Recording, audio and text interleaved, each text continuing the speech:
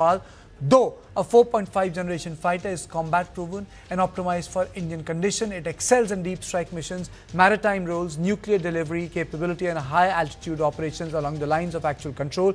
India's long-term 5th generation ambitions remain anchored in the indigenous AMCA program, with Rafale acting as a critical bridge fighter until that capability is realized. Approval for the deal is expected from the Defence Acquisition Council.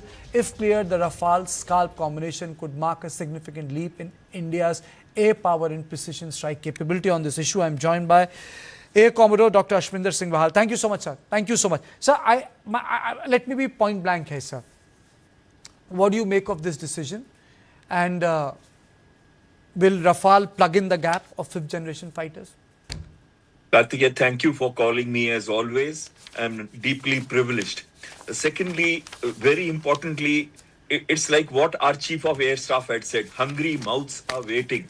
Primarily because we have only 29 squadrons. We have a shortfall of 13 squadrons. We have 12 squadrons that are virtually getting old. They are around 40 years or even plus, which implies 6 squadrons of Jaguar where nobody else is manufacturing using them.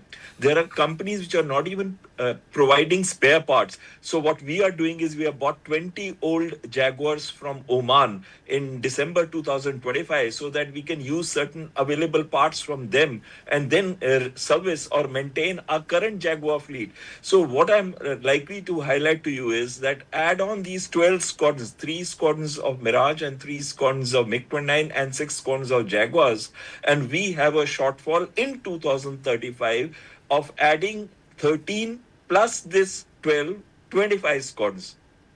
Now look at it, what we are getting in. Let's say if we get Rafale, which is a great thing. If it happens, I'm telling you, I'll be very happy if the government goes ahead and signs this deal quickly. But the word here is quickly. Now we come to third. If we buy these Rafale, we get 6 squadrons. So that means out of the 25, 6 gone, 19. Now we look at LCA. Let's assume nothing happens wrong with LCA and we get the entire 180 aircraft by 2035. We have 10 squadrons coming in, 18 aircraft per squadron, and we have 16 squadrons. And when we minus that from 25, we still have a shortfall of 9 squadrons, which means whilst we need this desperately, the Rafale, and it will be a great thing if the government does a government-to-government deal and does it extremely quickly, and especially when they have already brought up the infrastructure in India or are in the process. For example, Tata Advanced Systems Dr. Bahal, Limited. can we say the shortage of aircraft for Indian Air Force is an acute stage? Yes, sir. It is not just in acute stage. It is a stage where we are going to face significant problems for the next 5 years, because even if we sign the Rafale deal, the first aircraft will come only in 2030. And as it is, we are waiting for 26 naval Rafales, and they have an order book of 220 unfulfilled, which means out of 533 Rafales that have been exported, 220 are still to be, given to those countries, 135 to the countries that are abroad. Now, just one more thing I want to highlight to you. We still need 4 to 5 squadrons of Sukhoi Su-57. Even after we get this, because by 2035, we are back to a shortage of 9 squadrons. And we are also looking at the Su-30 MKIs, which would be finishing anywhere from 25 to 40 years or so at that period of time. So we are looking at another fleet which would become old.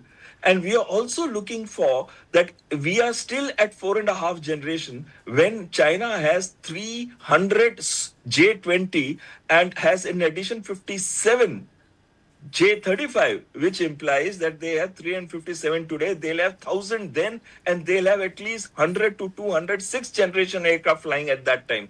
So what we need is not just these 114 Rafale, which is a very good thing, and the government must do it as of yesterday. But what we need today is additional 4 to 5 squadrons of Su-57. So you said 4.5 generation fighter, 5th generation fighter. So what I want to know from you is, what is the difference between a Rafale, which is a 4.5 generation fighter, and what is a 5th generation fighter? Very nice question. Here, let me go slight technical for this. When we talk of 4.5 generation, we are looking at low observability, which means your RCS is between zero point 0.1 to 1 square meter, and in frontal is zero point 0.1, and in this side is 1 square meter on the fuselage. That's the maximum reflective surface. And we are looking at a stealth fighter, which are usually anywhere from 0.01 to zero point 0.1 to 1, in between this range when you're looking at different angles. And we are also looking at, when we talk of actual stealth fighter like a F-35, you're looking at 0.0015 square meters of the radar cross section that you have the signature on. And the second thing which comes in, which implies, is if you pick up a 4.5 generation aircraft at 110 to 120 kilometers on radar, then you'll pick up a 5th generation probably between 90 to 100 kilometers. It's not that they become invisible, the distance reduces. And when we are talking of 6th generation, we'll be properly looking at 40 to 50 kilometers That's of nothing. pickup distance. That's nothing. That's nothing. Because That's nothing at the speed of Mach 2. Absolutely. So what we need today is, in addition to this 114, but then there is a problem. We have a CATSA issue, Countering American Adversaries Through Sanctions Act.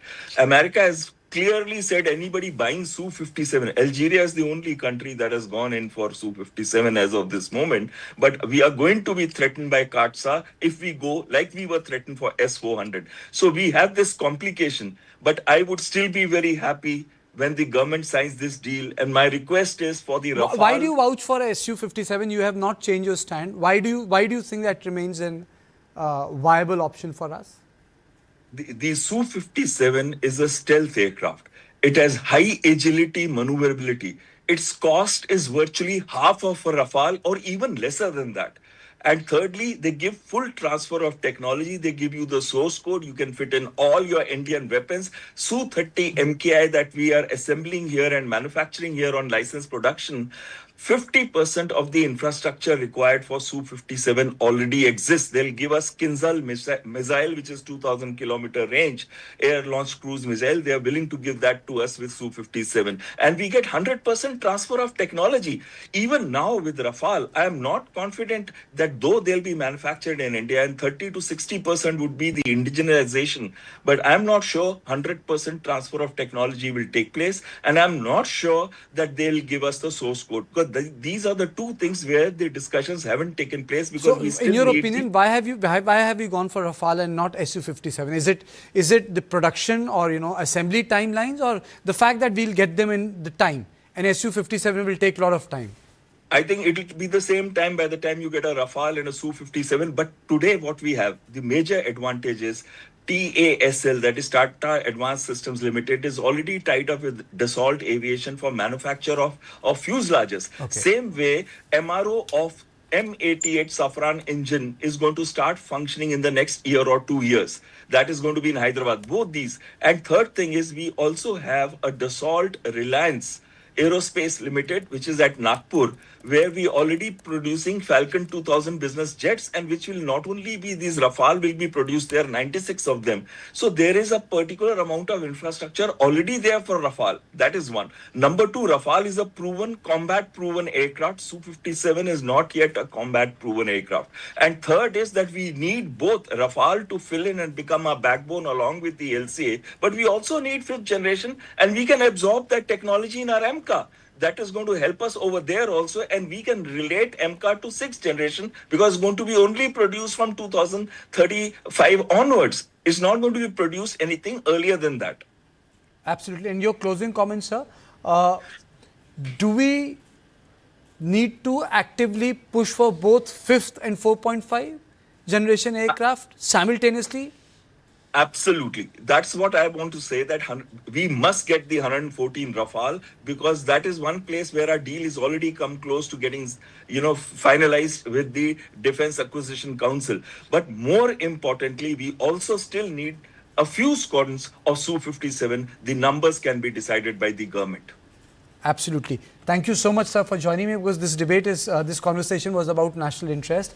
And our national interest is that if we are able to meet the requirement of our security forces, Indian Air Force, for simple reason, not only 4.5 generation of aircraft is required, but we also need 5th generation of aircraft. Government in its wisdom has taken a decision to bulk up our squadrons. But nonetheless, experts like Dr. Bahal says that both the quest for both 4.5 generation and 5th generation should happen simultaneously. So this is all I had on Point tonight.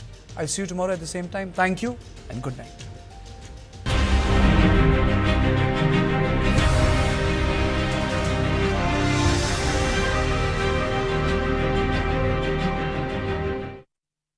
हमें centre को बड़ा करना चाहिए, लेकिन कैसे हो पाएगा? आपका सोना है ना? सोना? हाँ, सोना क्या नहीं कर सकता? भारत की सब